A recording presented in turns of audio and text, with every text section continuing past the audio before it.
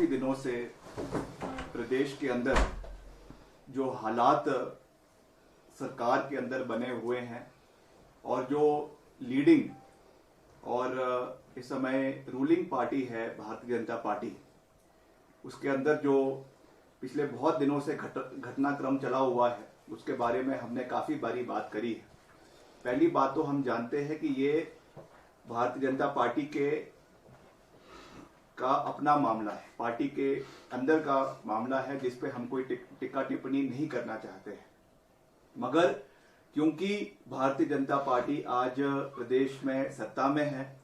और सरकार भारतीय जनता पार्टी की है, इसलिए जो अंतरकला आज भारतीय जनता पार्टी के अंदर मची हुई है, मैं समझता हूं कि उसमें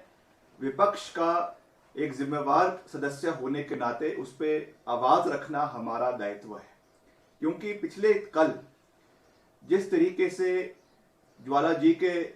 माननीय विधायक, और वो केवल मैं उनको एक भाजपा के विधायक के रूप में नहीं देख रहा हूं, मगर विधानसभा में एक सदस्य के रूप में उनको देख रहा हूं। जिस तरीके से उन्होंने पिछले कल अपनी बात रखी और जिस तरीके से उन्होंने, जो मैं समझता हूं कि विधायकों के साथ जिस तरीके से उनको ओवरलुक किया जा रहा है, इस मसले को हम तो समय समय पर उठा ही रहे थे कि जो हारे हुए लोग हैं, जिनको जनता ने नकारा हुआ है, उनको सरकार प्राथमिकता दे रही है, और जो चुने हुए लोग हैं, elected representatives of the area, whether they are from the Congress party और फ्रॉम भारतीय जनता पार्टी, जिस तरीके से उनको नजरअंदाज सरकार द्वारा किया जा रहा है, उसके बारे में पिछले कल माननीय राकेश धवाला जी ने बड़े विस्तार पूर्वक इस मुद्दे को, रमेश धवाला जी ने बड़े विस्तार पूर्वक इस मुद्दे को जो है वो आप लोगों के समक्ष, प्रदेश के समक्ष रखा है। और निश्चित तौर से ये एक बहुत चिंता का विषय है। मैं क्यों ये बात कह रहा हूं, क्योंकि पिछले कुछ दिन पहले ही हमने इस बात को लोगों के बीच में रखा था कि कांगड़ा जिला, जो हिमाचल प्रदेश का सबसे बड़ा जिला है, जहां पे 15 विधायक जिस निर्वाचन क्षेत्र से आते हैं, और जब जब कांग्रेस पार्टी की सरकार रही, मेरे पिता पूर्व मुख्यमंत्री श्री वीरभद्र सिंह जी प्रदेश के मुख्यमंत्री रहे, उस समय उन्होंने हमेशा एक जो है सेतु का काम करते हुए कांगड़ा जिला को हर, चाहे प्रशासन में चाहे सरकार में, तवज्जो देने की कोशिश करी। और दिग्गज नेता वहां से बुटेल साहब, सत महाजन जी, और वहां से हमारे जीएस बाली जी और वरिष्ठ नेता उस इलाके से रहे। और निश्चित तौर से जिस तरीके से वर्तमान सरकार में जिला कांगड़ा को नजरअंदाज किया जा रहा है, ये एक बहुत चिंता का विषय है। और निश्चित तौर से एमएलए का जो डिसएंचांटमेंट सरकार के साथ है, जिस तरीके से जो, जैसा मैंने कहा कि जो चुने हुए नुमाइंदे हैं उनको नजरअंदाज करके ऐसे लोगों को तवज्जो सरकार दे रही है जिनका लोगों के बीच में जनाधार नहीं है। ये बहुत दुर्भाग्यपूर्ण बात है। और विपक्ष तो इस बात को, जैसा मैंने कहा, समय समय पर कहता ही आया है, मगर आज सत्ता पक्ष के विधायक इस बात को, मुख्यमंत्री जी के जो कल उनकी बैठक हुई उसमें ये बात खुलकर आई है, तो ये आज हमारी बात पे कहीं ना कहीं इस बात को मुहर लगाता है। और निश्चित तौर से सरकार को इस पे गहर मंथन करने की आवश्यकता है। मैं काफी बारी इस बात को कह चुका हूं कि हम एक सकारात्मक भूमिका के साथ काम कर रहे हैं। ये कोरोना का समय है और निश्चित तौर से हमने कांग्रेस पार्टी के रूप से पूरी तरीके से सरकार को समर्थन देने का प्रयास किया है, मगर उसके बावजूद जिस तरीके से चुने हुए नुमाइंदों को नजरअंदाज कर, चाहे वो कांग्रेस के हैं चाहे वो भाजपा के हैं, चुने हुए नेता जो लोगों की, नेताओं की गणेश परिक्रमा करते हैं, ऐसे लोगों के माध्यम से ये सरकार चल रही है, तो निश्चित तौर से इससे प्रदेश हित में कार्य नहीं हो रहा है। और दूसरी बात जो नेशनल हाईवे के है, ये बात चाहे लोकसभा के पीछे चुनाव हुए चाहे विधानसभा के पीछे चुनाव हुए, जो सबसे बड़ा मुद्दा जिसपे चाहे उस समय तत्कालीन जो मुख्यमंत्री के दावेदार प्रेम कुमार धूमल जी थे, चाहे वर्तमान मुख्यमंत्री जयराम ठाकुर जी, उन्होंने जिस मुद्दे पे लोगों का हमेशा समर्थन मांगा वो 69 नेशनल हाईवे हिमाचल प्रदेश के अंदर थे, जो वो कहते थे कि 65,000 करोड़ रुपए जिसके लिए हमको सरकार से, केंद्र सरकार से स्वीकृत हुआ है, और उन्होंने कांग्रेस पार्टी पे कई बारी विधानसभा के अंदर भी और बाहर भी जो है आरोप लगाया कि आपकी वजह से इसकी डीपीआर बनकर तैयार नहीं हो पा रही है। हमारी जो पूर्व सरकार है, पूर्व सरकार के मुख्यमंत्री वीरभद्र सिंह जी पे आरोप लगाया कि आपकी वजह से जो है आपने डीपीआर नहीं बनने दी, जिसकी वजह से ये नेशनल हाईवे हिमाचल प्रदेश के अंदर बनकर तैयार नहीं हुए। मगर पिछले 2-3 दिन पहले जिस तरीके से केंद्रीय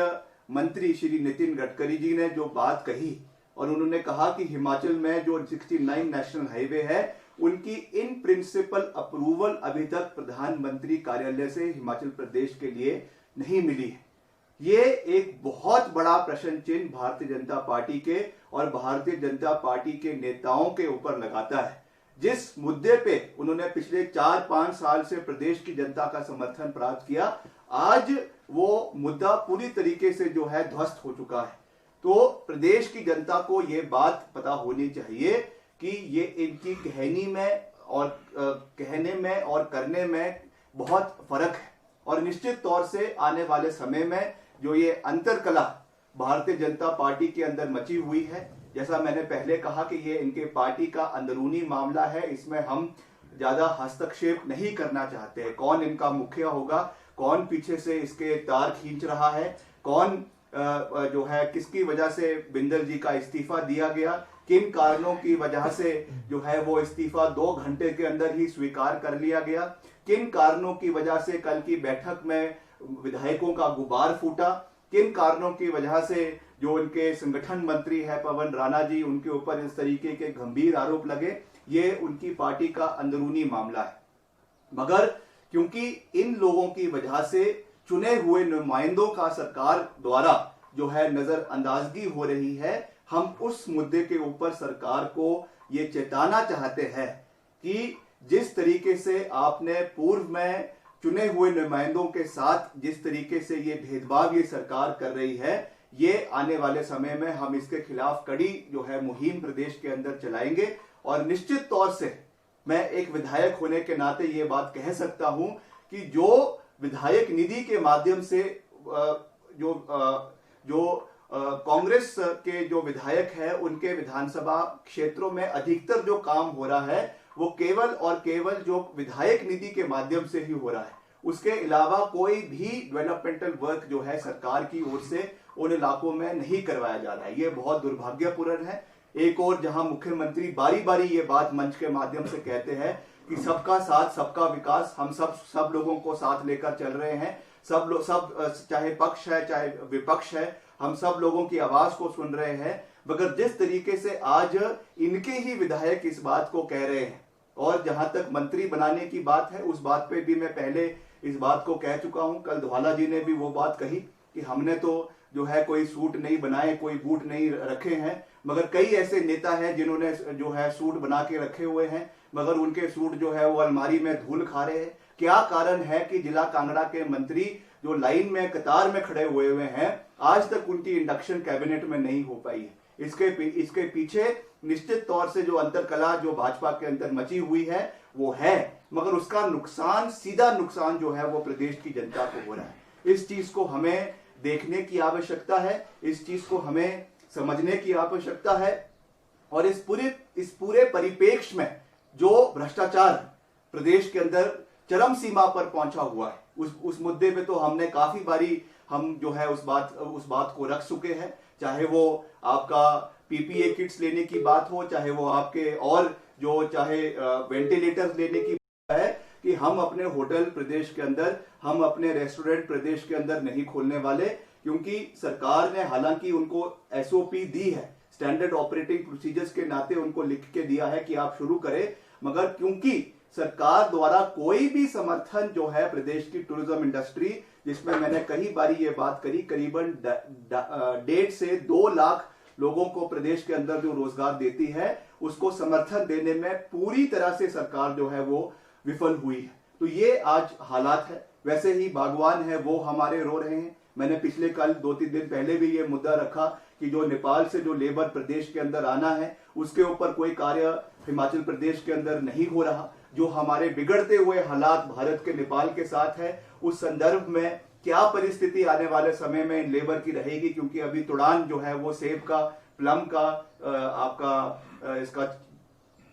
चेरी का आने वाले समय में शुरू होने वाला है। और उस परिप्रेक्ष्य में सरकार ने कोई भी कार्य अभी तक नहीं किया है। पिछले कई दिनों से हमको प्राइवेट स्कूल जो प्रदेश के अंदर है उस पर भी शिक्षा मंत्री का बहुत से बयान आ रहे हैं, मगर जो आज स्थिति है, आज एग्जॉर्बिटेंट रेट्स जो है, इस परिस्थिति में भी प्राइवेट स्कूल द्वारा जो है पेरेंट्स से वसूला जा रहा है। ट्यूशन जो है ट्यूशन फीस के नाम पे जो धांधलियां हो रही है, जिस तरीके से एग्जॉर्बिटेंट फीसेस हमारे जो है गरीब लोगों से लिए जा रहे हैं, ये भी बहुत दुर्भाग्यपूर्ण है। इसमें कोई नियंत्रण सरकार द्वारा, खास रूप से शिक्षा मंत्री द्वारा नहीं हो पाया है। ये बहुत मैं समझता हूं कि दुर्भाग्यपूर्ण है। तो इन सब चीजों को मद्देनजर रखते हुए हमारा यही निवेदन सरकार से रहेगा कि अभी भी समय, आप जिस तरीके से विधायकों की नजरअंदाजगी हो रही है, जिस तरीके से आपकी पार्टी के अंदर जो अंतरकलह है, उसका जो भुगतान प्रदेश की जनता को करना पड़ रहा है, इसका भारी खामियाजा हिमाचल प्रदेश की जनता को जो भुगतना पड़ रहा है, इसके बारे में आपको गंभीरता पूर्वक सोचने की आवश्यकता है।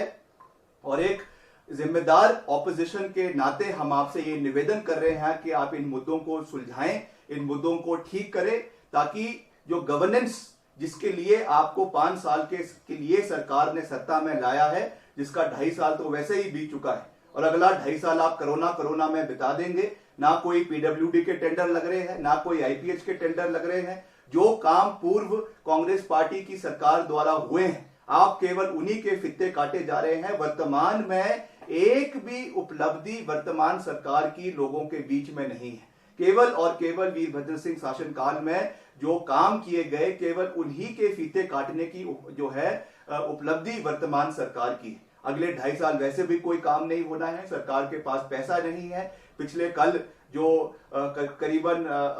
900 करोड़ हिमाचल प्रदेश को मिला है, ये भी जो 15वें वित्त आयोग के माध्यम से मिला है। मैंने विधानसभा के सभापटल में भी ये बात करी थी कि this is because of the high performance of the successive Congress governments in Himachal Pradesh. ये पैसा कोई सौगात में हिमाचल प्रदेश को नहीं मिला। ये जो 900 करोड़ रुपए हिमाचल प्रदेश को 15वें वित्त आयोग से मिला है, ये इसलिए मिला है क्योंकि हमारे इकोलॉजिकल पैरामीटर्स, हमारे इन्वायरमेंटल पैरामीटर्स, हमारे एजुकेशनल पैरामीटर्स, हमारे हेल्थ के पैरामीटर्स प्रदेश की और राज्यों की तुलना में बहुत अच्छे हैं। जैसे हमको करीबन 900 करोड़ रुपए मिला, केरला का हमसे ज्यादा अच्छा परफॉर्मेंस है, इसलिए उनको 1200 करोड़ रुपए मिला। पंजाब का हमसे कम है, उनको 600 करोड़ रुपए मिला। तो ये जो है परफॉर्मेंस के बेसिस पे है, और ये परफॉर्मेंस पिछले 2.5 साल की नहीं है। ये लगातार जो कांग्रेस पार्टी के शासन या पीछे भाजपा के शासन भी रहे हैं, उसकी वजह से ये हिमाचल प्रदेश को ये पैसा मिल पाया है। तो ये कहना कि ये मोदी जी की सौगात हिमाचल प्रदेश के लिए है, ये कतई जो है बेबुनियाद स्टेटमेंट है और जमीन स्तर से जो है बिल्कुल भिन्न स्टेटमेंट है। और अंत में जैसा मैंने कहा, ये नेशनल हाईवे का मुद्दा, मैं बारी बारी इस मुद्दे को क्यों रिपीट कर रहा हूं, क्योंकि ऐसा कोई भी मंच नहीं था जहां पे भाजपा के नेताओं ने, माननीय मुख्यमंत्री जी ने, मंत्रियों ने, इनके सांसदों ने, जहां पे इन्होंने इस नेशनल हाईवे के लिए मोदी जी का गुणगान नहीं किया, केंद्र सरकार का गुणगान नहीं किया कि हमको 65,000 करोड़ रुपए मिल गया, हम 69 नेशनल हाईवे हिमाचल प्रदेश के अंदर बन रहे हैं। आज उसका दूध का दूध और पानी का पानी आप लोगों के सामने है। आज जिस तरीके से खुद जो है केंद्रीय surface transport minister Nitin Gadkari ji ने ये बात खुद अपने वचन से, अपने मुख से ये बात कही है कि अभी तक उसकी इन प्रिंसिपल अप्रूवल जो है वो प्रधानमंत्री कार्यालय से हिमाचल को नहीं मिली है, और उनका जो पूरा झूठ उन्होंने रचा हुआ था हिमाचल प्रदेश के अंदर, वो धरातल पर जो है धराशाही हो गया, और ये आज प्रदेश की जनता के सामने है।